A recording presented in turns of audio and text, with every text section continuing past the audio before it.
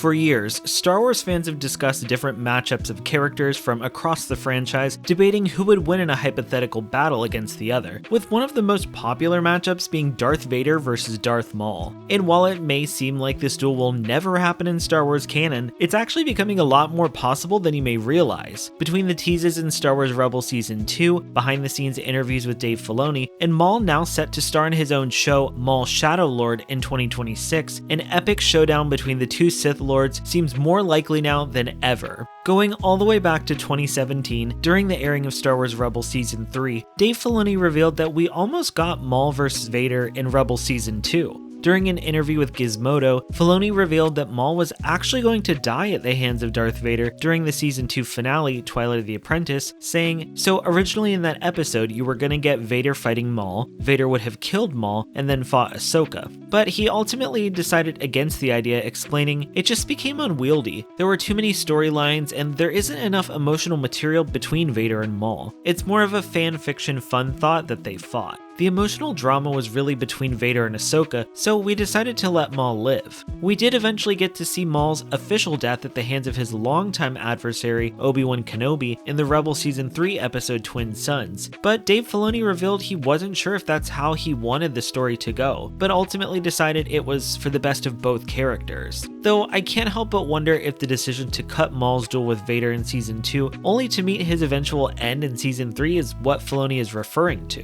Watching the entirety of Twilight of the Apprentice back, there are so many hints in Maul's dialogue that he knows exactly what Vader is capable of, almost as if he was speaking from his own past experience with the Sith Lord. After aiding Ahsoka and Kanan in their duel against the Inquisitors, Ahsoka questions Maul's motives, with Maul explaining, "I am the enemy of your enemy now, and I have my own reasons for wanting the Empire to fall, but we have little time. The one they call Vader will be here soon." And when they ask Maul why he's working so hard to keep them on Malachor, Maul says, "I cannot defeat Vader alone."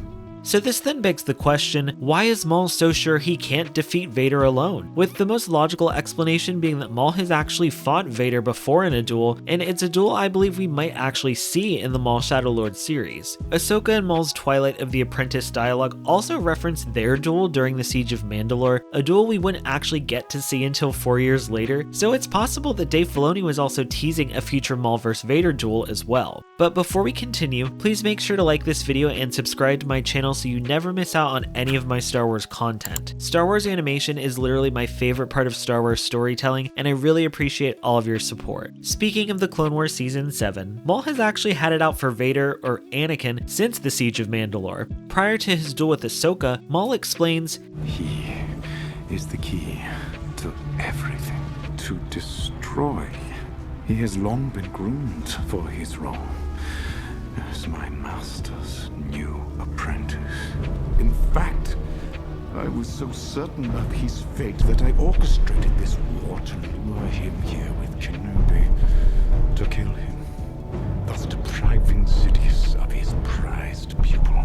Long before Anakin's fall, Maul was taught the Sith Grand Plan from his time as Darth Sidious's apprentice, and eventually put all the pieces together over the years, realizing the role Anakin would play. He believed that if he could kill Anakin, it would not only ruin Sidious's plan, but also give him an advantage to eventually kill Sidious as well, thus putting an end to the Sith once and for all. But as we know, things didn't work out as Maul had hoped. Following the years after his defeat on Mandalore and escape during the events of Order 66, Maul became obsessed with the destruction of Sidious, leading him to scour different planets in search of an advantage, eventually leading him to where we find him on Malachor at the end of Rebels Season 2. And I think it's a pretty big indicator that even 16 years later, Maul still sees the value in killing Vader as a blow to Sidious, but he never gets the chance to confront Vader in the episode as he falls off the ledge of the Sith Temple during his duel with Kanan prior to Vader's arrival. We all know that Star Wars concepts and ideas are almost always recycled or repurposed. Nothing is ever completely off the table, and Dave Filoni is a huge delegate of this mindset. We've seen so many of his ideas and story beats come to fruition throughout the years across Star Wars media, with concepts created for the Clone Wars series realized or repurposed into other Star Wars animated and live action series. So a chance to finally pit Maul against Vader in a duel is definitely not out of the question.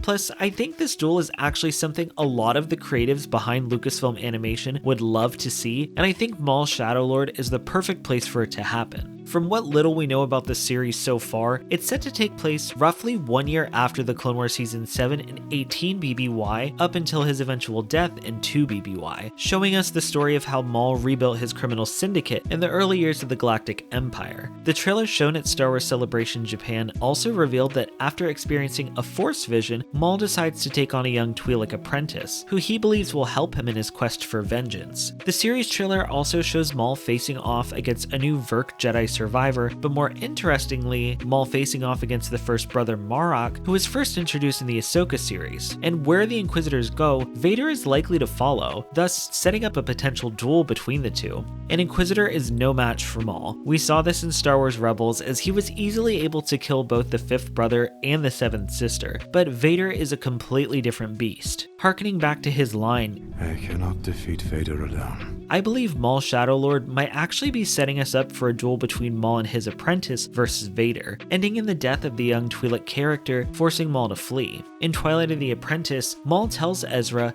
The Sith took everything from me, ripped me from my mother's arms, murdered my brother, used me as a weapon, and then cast me aside, abandoned me. Once I had power, now I have nothing.